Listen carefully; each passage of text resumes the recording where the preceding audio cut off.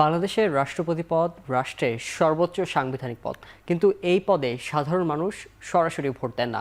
রাষ্ট্রপতিকে নির্বাচিত করেন জাতীয় সংসদের সদস্যরা। আর এবার সেই রাষ্ট্রপতি নির্বাচন ঘিরেই তৈরি হয়েছে নতুন রাজনৈতিক সমীকরণ। কারণ দীর্ঘ ৩৫ বছর পর আবারও প্রতিদ্বন্দ্বিতাপূর্ণ রাষ্ট্রপতি নির্বাচনের সম্ভাবনা তৈরি হয়েছে এবার। একদিকে ক্ষমতাসীন বিএনপির সম্ভাব্য প্রার্থী হিসেবে আলোচনায় মির্জা ফখরুল ইসলাম আলমগীর ও নজরুল ইসলাম খান, অন্যদিকে জামাতে ইসলামী নেতৃত্বাধীন ১১ দলীয় জোট প্রার্থী করেছে এলডিপির চেয়ারম্যান কর্নেল অবসরপ্রাপ্ত অলি আহমেদকে। তাহলে রাষ্ট্রপতি নির্বাচনে আসলে কিভাবে হয়, কে ভোট দেন, প্রার্থী হওয়ার যোগ্যতা কি, কবে হচ্ছে নির্বাচন, মির্জা ফখরুলের নামই বা কেন সামনে, আর অলি আহমেদের প্রার্থিতা কি সত্যি নির্বাচনকে ভোটাভুটিতে নিয়ে যাবে? সব কিছুর উত্তর থাকছে আজকের এখন চলতিতে। সঙ্গে আছি আমি শাহরিয়ার পুলক।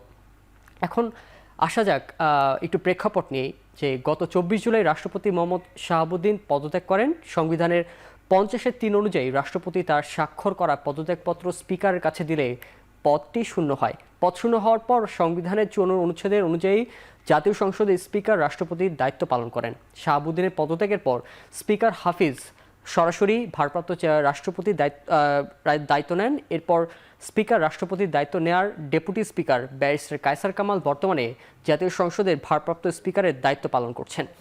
এবার নতুন রাষ্ট্রপতি নির্বাচন কবে করতে হবে এই বিষয়ে যদি একটু আলোচনায় আসি, তাহলে সংবিধানের ১২৩-২ অনুচ্ছেদ বলছে, মৃত্যু, পদত্যাগ বা অপসারণের কারণে রাষ্ট্রপতির পদ শূন্য হলে ৯০ দিনের মধ্যে নতুন রাষ্ট্রপতি নির্বাচন করতে হবে। অর্থাৎ ২৪ জুলাই পদত্যাগের পর ২৪ অক্টোবরের মধ্যে নির্বাচন শেষ করার সাংবিধানিক বাধ্যবাধকতা রয়েছে। তবে নির্বাচন কমিশন সেই সময়সীমার অনেক আগেই ভোট আয়োজনের প্রস্তুতি নিয়েছে। নির্বাচন কমিশনের ঘোষিত তফসিল অনুযায়ী রাষ্ট্রপতি নির্বাচন হবে ২০ আগস্ট। ১৩ আগস্ট মনোনয়নপত্র দাখিলের শেষ দিন, ১৬ আগস্ট হবে মনোনয়নপত্র বাছাই এবং ১৮ আগস্ট প্রার্থিতা প্রত্যাহারের শেষ দিন। আর একাধিক বৈধ প্রার্থী থাকলে ২০ আগস্টের মধ্যে জাতীয় সংসদ ভবনে ভোট হবে। ভোট গ্রহণের সময় দুপুর ২টা থেকে বিকেল ৫টা নির্ধারণ করা হয়েছে। অর্থাৎ এখন পুরো প্রক্রিয়াটি কয়েকটি ধাপে এগোচ্ছে। আর যদি শেষ পর্যন্ত একজন বৈধ প্রার্থী থাকেন, তাহলে ভোটের আয়োজন বা প্রয়োজন নাও থাকতে পারে। রাষ্ট্রপতি নির্বাচন আইন অনুযায়ী একজন মাত্র বৈধ প্রার্থী থাকলে তাকেই নির্বাচিত ঘোষণা করা যায়। এবার আসা যাক, এখানে কয়েকটা বিষয় পরিষ্কার করা জরুরি, যে রাষ্ট্রপতি নির্বাচনে দেশের সাধারণ ভোটাররা ভোট দেন না, ভোট দেন হচ্ছে জাতীয় সংসদের সদস্যরা। সংবিধানের ৪৮-এর এই অনুচ্ছেদে স্পষ্টভাবে বলা হয়েছে, বাংলাদেশের রাষ্ট্রপতি সংসদ সদস্যের দ্বারা নির্বাচিত হবেন। বর্তমান সংসদেও আসন সংখ্যা ও শূন্য আসনের বিষয় বিবেচনায় রাষ্ট্রপতি নির্বাচনের নিয়ম কানুন বা নির্ধারিত হবে নির্বাচন কমিশনের প্রস্তুত করা তালিকা অনুযায়ী।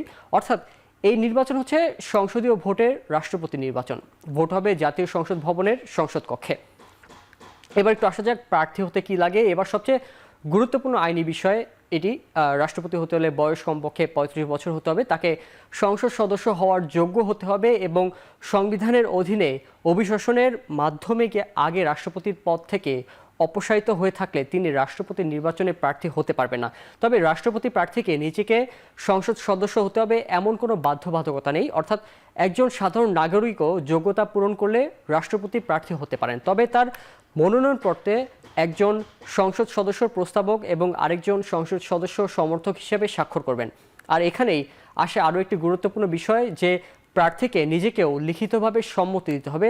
রাষ্ট্রপতি নির্বাচন আইন ১৯৯১-এর ৬ ধারায় বলা হয়েছে, মনোনয়নপত্রের সঙ্গে প্রার্থীর সম্মতিসূচক স্বাক্ষরিত বিবৃতি থাকতে হবে। অর্থাৎ শুধু দলের মনোনয়ন পেলেই হবে না, প্রার্থীকে আনুষ্ঠানিকভাবে বলতে হবে, হ্যাঁ আমি এই নির্বাচনে প্রার্থী হতে এবং রাষ্ট্রপতির দায়িত্ব গ্রহণ করতে সম্মত। এবার আসা যাক বর্তমান বিষয়, যে রাজনৈতিক সমীকরণ যেখানে চলছে। এখন পর্যন্ত দুটি নাম সবচেয়ে বেশি আলোচনায় রয়েছে, একজন মির্জা ফখরুল ইসলাম আলমগীর, অন্যজন কর্নেল অবসরপ্রাপ্ত অলি আহমেদ। অলি আহমেদকে জামাতে ইসলামীর নেতৃত্বাধীন ১১ দলীয় জোট রাষ্ট্রপতি প্রার্থী হিসেবে ঘোষণা করেছে। জোটের পক্ষ থেকে ইতোমধ্যে তার মনোনয়নপত্র সংগ্রহের উদ্যোগ নেওয়া হয়েছে। অর্থাৎ বিরোধী জোটের প্রার্থিতা এখন আর শুধু আলোচনা নয়, এটি আনুষ্ঠানিক রাজনৈতিক একটি সিদ্ধান্ত। অর্থাৎ অন্যদিকে মির্জা ফখরুলের ক্ষেত্রে পরিস্থিতি কিছুটা ভিন্ন। বিএনপি এখনো পর্যন্ত আনুষ্ঠানিক সংবাদ সম্মেলন করে তার নাম ঘোষণা করেনি। তবে দলের উচ্চ পর্যায়ের একাধিক সূত্রের বরাত দিয়ে এবং বিভিন্ন পত্রপত্রিকার মাধ্যমে আমরা দেখেছি এবং জেনেছি, প্রধানমন্ত্রী ও বিএনপি চেয়ারম্যান তারেক রহমান মির্জা ফখরুলের নাম চূড়ান্ত করেছেন এবং এমনকি তার রাষ্ট্রপতি পদে প্রার্থিতা নিয়ে প্রয়োজনীয় সম্মতিসূচক স্বাক্ষরের কথাও বিভিন্ন প্রতিবেদনে কিন্তু এসেছে। এবার আসা যাক একটি প্রশ্ন আসলে বারবারই সামনে আসছে যে মির্জা ফখরুল ইসলাম আলমগীরই কেন? বিএনপি মহাসচিব রাজনৈতিক বিশ্লেষণ করলে দেখা যায় কয়েকটি বিষয়ে সামনে আসছে। প্রথমত, তিনি বিএনপির দীর্ঘদিনের গুরুত্বপূর্ণ নেতা। তিনি দলের মহাসচিব হিসেবে দীর্ঘ সময়ের রাজনৈতিক অভিজ্ঞতা রয়েছে এবং মুক্তিযুদ্ধের সঙ্গে তার পারিবারিক ও ব্যক্তিগত সম্পৃক্ততা রয়েছে। আর সবচেয়ে গুরুত্বপূর্ণ, তিনি দীর্ঘদিন বিএনপির নেতৃত্বের সঙ্গে থেকে দলটির রাজনৈতিক অবস্থানকে প্রতিনিধিত্ব করেছেন। রাষ্ট্রপতি পদটি দলীয় রাজনীতির বাইরে একটি সাংবিধানিক পদ হলেও বাংলাদেশের রাজনৈতিক বাস্তবতায় রাষ্ট্রপতি নির্বাচনে ক্ষমতাসীন দলের সিদ্ধান্তের গুরুত্ব অনেক বেশি, কারণ সংসদের সংখ্যাগরিষ্ঠতা যার, রাষ্ট্রপতি নির্বাচনের সংখ্যাগরিষ্ঠ ভোট নিশ্চিত করার সক্ষমতা মূলত তারই বেশি। এবার আসা যাক প্রধানমন্ত্রী তারেক রহমানের ক্ষেত্রে রাষ্ট্রপতি কে হবেন সেই সিদ্ধান্তে কি প্রধানমন্ত্রী নেন কিনা। আইন অনুযায়ী রাষ্ট্রপতিকে নির্বাচন করবেন সংসদ সদস্যরা, কিন্তু রাজনৈতিকভাবে ক্ষমতাসীন দলের প্রার্থী কে হবেন সেটি দলীয় সিদ্ধান্ত। 1 আগস্ট বিএনপির স্থায়ী কমিটির বৈঠকে রাষ্ট্রপতি পদে দলের প্রার্থী চূড়ান্ত করার দায়িত্ব দলীয় চেয়ারম্যান ও প্রধানমন্ত্রী তারেক রহমানের উপর ন্যস্ত করা হয়। বিএনপির মহাসচিব এখানেও মির্জা ফখরুল ইসলাম আলমগীর নিজেই বৈঠক শেষে এই সিদ্ধান্তের কথা জানিয়েছিলেন, অর্থাৎ রাষ্ট্রপতিকে সরাসরি তারেক রহমান নির্বাচন করবে না, তিনি প্রার্থী মনোনয়নের ক্ষেত্রে দলীয় সিদ্ধান্তের কেন্দ্রীয় ভূমিকা পালন করবেন। শেষ সিদ্ধান্ত হবে সংসদ সদস্যদের ভোটে। এদিকে রাষ্ট্রপতি নির্বাচনের জন্য 2টি মনোনয়নপত্র সংগ্রহ করেছে ক্ষমতাসীন দল বিএনপি। রোববার গত 9 আগস্ট রাজধানীর আগারগাঁয়ে নির্বাচন ভবনে অবস্থিত প্রধান নির্বাচন কর্মকর্তার কার্যালয় থেকে মনোনয়নপত্র 2টি সংগ্রহ করেন জাতীয় সংসদের চিফ হুইপ নুরুল ইসলাম মনি ও প্রধানমন্ত্রীর রাজনৈতিক উপদেষ্টা রুহুল কবির রিজভী। এর আগে গত বৃহস্পতিবার রাষ্ট্রপতি নির্বাচনের তফসিল ঘোষণা করে নির্বাচন কমিশন। তবে সেখানে ঘোষিত তফসিল অনুযায়ী আগামী 13 আগস্ট মনোনয়নপত্র দাখিলের তারিখ নির্ধারণ করা হয়েছে এবং 20 আগস্ট ভোট গ্রহণ অনুষ্ঠিত হবে বলে জানায় ইসি সিনিয়র সচিব আখতার আহমেদ। এবার আসা যাক যে আজকের যে সর্বশেষ একটি বৈঠক হয়েছে সেটিতে আসলে কি হলো একটু জানতে চাই। যে মঙ্গলবার আজকে সকাল সংসদ ভবনে রাষ্ট্রপতি নির্বাচন নিয়ে চূড়ান্ত প্রস্তুতির একটি বৈঠক হয়েছে। ভারপ্রাপ্ত স্পিকার ব্যারিস্টার কায়সার কামালের সঙ্গে বৈঠক করেন প্রধান নির্বাচন কমিশনার AM নাসিরউদ্দিন। বৈঠকে নির্বাচন কমিশন সচিবালয় এবং সংসদ সচিবালয়ের সংশ্লিষ্ট কর্মকর্তারাও ছিলেন এবং এর মাধ্যমে মনোনয়নপত্র জমা দেওয়ার যে সময় দলের পক্ষ থেকে প্রার্থীর নাম জানানো হবে বলে জানিয়েছে চিফ হুইপ নুরুল ইসলাম মনি। রাষ্ট্রপতি নির্বাচনে বিএনপির প্রার্থী ঘোষণা করবেন সংসদ নেতা প্রধানমন্ত্রী তারেক রহমান। তিনি বলেন, ভোট আয়োজনে বিশেষ অধিবেশন নয়, বৈঠক ডাকবে নির্বাচন কমিশন। এ সময় বিরোধী দলীয় চিফ হুইপ নাহিদ ইসলামও বলেছেন যে জুলাই সনদ অনুযায়ী রাষ্ট্রপতি নির্বাচন হলে সংসদ সদস্যের স্বাধীনতা অক্ষুণ্ণ থাকার সুযোগ ছিল। ক্ষমতা বাড়ত রাষ্ট্রপতির, সরকার জুলাই সনদ বাস্তবায়নের কথা বলেও ধীরে ধীরে বেশ কিছু বিষয়ে আগের মতোই হয়ে আসছে বলে তিনি মন্তব্য করেছেন। আলোচনায় আরও উঠে এসেছে রাষ্ট্রপতি নির্বাচনের সার্বিক প্রস্তুতি এবং বিভিন্ন ধরনের যে আলোচনা যেগুলো আসলে নির্বাচন কেন্দ্রিক হয়ে থাকে সেগুলো আসলে আলোচনা হয়েছে। এবার আসা যাক নির্বাচনের সবচেয়ে বড় রাজনৈতিক একটি বিষয় আসছে সামনে, কারণ সংসদীয় গণতন্ত্র চালুর পর 1991 সালের রাষ্ট্রপতি নির্বাচন ছাড়া আর কোনো রাষ্ট্রপতি নির্বাচন কিন্তু প্রতিদ্বন্দ্বিতাপূর্ণ হয়নি। 1991 সালে বিএনপির প্রার্থী আব্দুর রহমান বিশ্বাস এবং আওয়ামী লীগের প্রার্থী বিচারপতি বদরুল হায়দার চৌধুরীর মধ্যে একটি ভোট হয়েছিল। এরপর থেকে ক্ষমতাসীন দলের প্রার্থী প্রায় প্রতিবার বিনা প্রতিদ্বন্দ্বিতায় রাষ্ট্রপতি নির্বাচিত হয়েছেন। সবশেষ 7টি রাষ্ট্রপতি নির্বাচনও হয়েছে বিনা প্রতিদ্বন্দ্বিতায়। কিন্তু এবার পরিস্থিতি কিছুটা আলাদা। একদিকে বিএনপির সম্ভাব্য প্রার্থী মির্জা ফখরুল ইসলাম আলমগীর, অন্যদিকে 11 দলীয় জোটের অলি আহমদ। দুই পক্ষই যদি মনোনয়নপত্র জমা দেয় এবং দুজনের মনোনয়নই বৈধ থাকে তাহলে সংসদ সদস্যের ভোট দিতে হবে।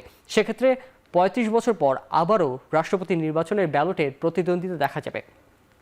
এবার আসা যাক যে একটি ভুল ধারণা পরিষ্কার করা জরুরি যে রাষ্ট্রপতি বাংলাদেশের রাষ্ট্রপ্রধান, কিন্তু সংসদীয় ব্যবস্থায় রাষ্ট্রপতি নির্বাহী ক্ষমতা কিন্তু সীমিত।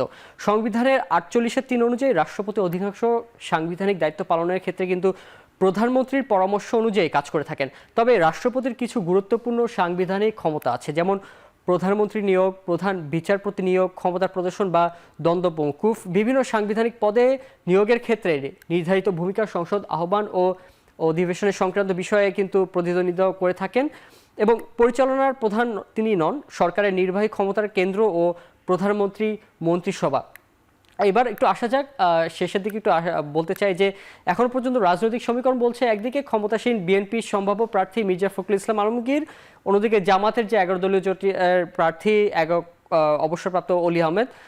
বিএনপি আসলে এখনো আনুষ্ঠানিকভাবে শেষ তারা আনুষ্ঠানিকভাবে স্বীকৃতি না দিলেও এখনো আগামী কয়েকদিনের মধ্যে তারা দিয়ে দিবে। এবং আসলে দেখা যাবে যে ভবিষ্যতে কি হতে যাচ্ছে, আগামী 20 তারিখের নির্বাচনে আসলে কতটুকু কে কোন দিকে আগামী নির্বাচনে রাষ্ট্রপতি কে হতে যাচ্ছে সেই বিষয়ে আমরা আরও জানবো। তবে আজ শেষ করতে যাচ্ছি, আর আগামীতে আরও কয়েকটি অনুষ্ঠানে এখন চলতির সাথে আরও অনেক বিষয়ে আপনাদের সাথে দেখা হবে। তবে এখন শেষ করতে চাই, এখন টিভির সাথে থাকবেন।